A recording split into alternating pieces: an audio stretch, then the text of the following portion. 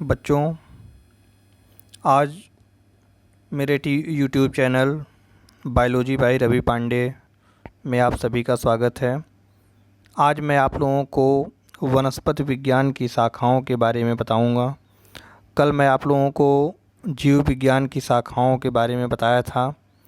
तो वनस्पति विज्ञान की भी अनेक शाखाएं हैं जो प्रतियोगी परीक्षाओं में पूछी जाती हैं और बायोलॉजी के स्टूडेंट के लिए बहुत ही ज़्यादा ज़रूरी है। तो वनस्पति विज्ञानों की शाखाओं को मैं स्टार्ट करता हूं आपको। तो वनस्पति विज्ञान में जो शाखाएं हैं हम एक क्रम से लिखे हैं। तो पहला है हमारा ओलेरीकल्चर। ओलेरीकल्चर को हम सब्जियों की कृषि विज्ञान द्वारा समझते हैं। तो ओलेरीकल्चर जो होता है वह सब्जियों की खेती से संबंधित होता है। इस शाखा के अंतर्गत तरकारियों वाले पौधों का अध्ययन किया जाता है। तो वनस्पति विज्ञान की वह शाखा जिसके अंतर्गत हम विभिन्न प्रकार की सब्जियों को उगाने के तरीक़ों का या तरकारियों का अध्ययन करते हैं, उन्हें हम ओलेरीकल्चर के नाम से जानते हैं। दूसरा है सिल्वीकल्चर। सिल्वीकल्चर का मतलब होता है वन संवर्धन, या इसे जो है वन विद्या भी कहते हैं। इंग्लिश में इसे एक और नाम फॉरेस्ट्री के नाम से भी जानते हैं। इसके अंतर्गत हम वनों के विकास एवं देख रेख का अध्ययन करते हैं। तो वनों के विकास एवं देख रेख के अध्ययन करने की शाखा को हम क्या कहते हैं? सिल्वीकल्चर या फॉरेस्ट्री। अगला है आपका फ्लोरीकल्चर। फ्लोरीकल्चर को हम फ्लावरिंग प्लांट से जो है समझते हैं। तो इस शाखा के अंतर्गत हम पुष्प देने वाले पौधों के बारे में अध्ययन करते हैं, सजावटी पौधों के बारे में अध्ययन करते हैं, उसे हम क्या कहते हैं? फ्लोरीकल्चर। अगला जो है डेंड्रोक्रोनोलॉजी है। डेंड्रोक्रोनोलॉजी को हम ध्रुव कालानुक्रम के नाम से जानते हैं।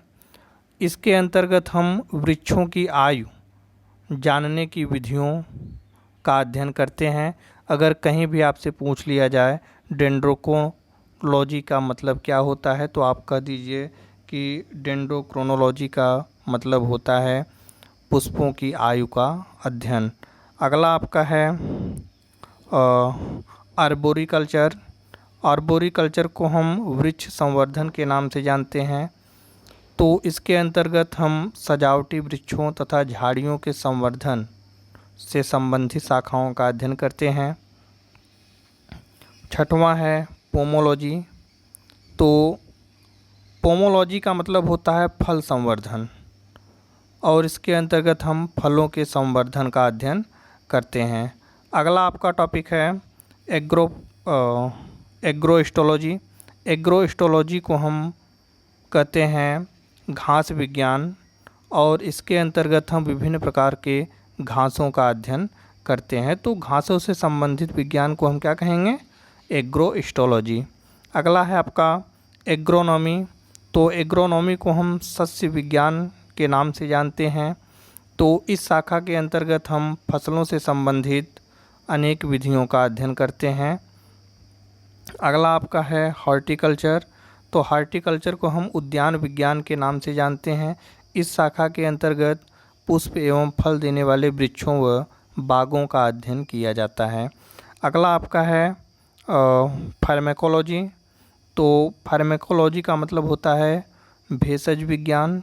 इस शाखा के अंतर्गत ऐसे पौधों का ज्ञान उपलब्ध किया जाता है जिससे मेडिसिन्स प्राप्त हो, औषधियाँ प्राप्त हो। तो औषधि वाले पौधों के अध्ययन करने की शाखा को हम कहते हैं फार्मेकोलॉजी। अगला आपका है 11वां पैडोफोलॉजी या पेडोलॉजी। तो पैडोफोलॉजी या पेडोलॉजी को हम मृदा विज्ञान के नाम से जानते हैं, और इसके अंतर्गत मृदा का निर्माण, मृदा के प्रकार आदि का अध्ययन हम करते हैं, और यह भी देखते हैं कि किन पौधों के लिए कौन सी मिट्टी ज़्यादा उपयोगी है या किस क्षेत्र में कौन सी मिट्टियाँ पाई जाती हैं। अगला है बैक्टीरियोलॉजी। बैक्टीरियोलॉजी का मतलब होता है जीवाणु विज्ञान, और इसके अंतर्गत हम जीवाणुओं का अध्ययन करते हैं, उनके डिटेल्स में जो है अध्ययन करते हैं। बैक्टीरियोलॉजी के बाद आता है माइकोलॉजी। माइकोलॉजी का मतलब होता है कवक विज्ञान, और इस शाखा के अंतर्गत हम कवकों का फफूंद का अध्ययन करते हैं। अब इसके बाद आता है फाइकोलॉजी। फाइकोलॉजी को हम कहते हैं शैवाल विज्ञान। इसे हम एल्गोलॉजी के नाम से भी जानते हैं, और इसके अंतर्गत हम विभिन्न प्रकार के शैवालों का अध्ययन करते हैं। अगला है 15वां ब्रायोलॉजी। ब्रायोलॉजी के अंतर्गत हम ब्रायोफाइटा वर्ग के समस्त पौधों का अध्ययन करते हैं।